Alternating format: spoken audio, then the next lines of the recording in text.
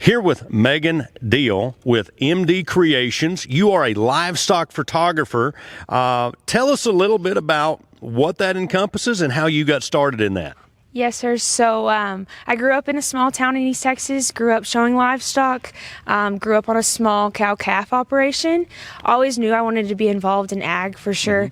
Went to Texas Tech University, 8 hours from home. So I grew up traveled through college, and then just kind of dabbled in the photography industry every single weekend possible, and then graduated in 3 years in 21, and just kind of went for it and decided that we could do this. Obviously, it was a big push to go full-time. Graduating college in 3 years, I was still young, and I was going to be traveling. Took a few job interviews, didn't feel like anything was a real good fit, and so we just went for it, and MD Creations started in 2021, fall of 2021.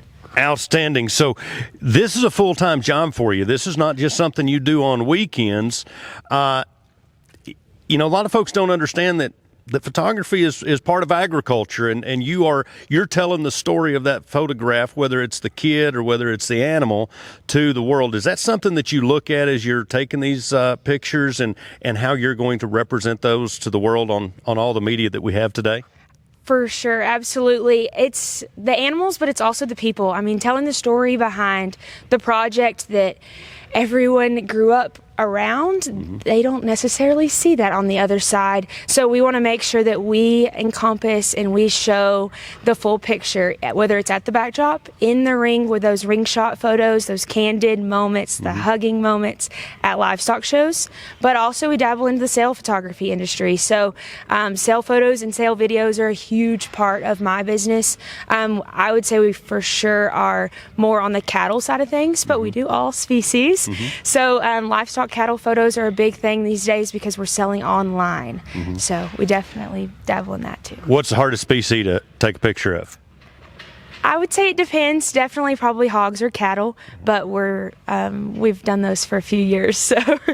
So when a breeder is looking to put on a sale, what's some advice that you would give them prior to calling you and prior to your arrival at their barn to take pictures? For sure. So definitely call us ahead of time. We just get really busy, especially in the spring and in the fall. I would say summers in Texas are a little bit slower on the sales side of things. We do more promotional work. But in the fall and in the spring, call us ahead of time and then just ask any questions you have. We definitely have enough experience and we will find the answer for you, whether that's anything from picture pin size to where should our online sale be hosted, and everything in between. And we're going to make sure that we're answering all your questions. All photos and videos are handed back as fast as we possibly can, and just making sure that we are capturing the potential of your livestock.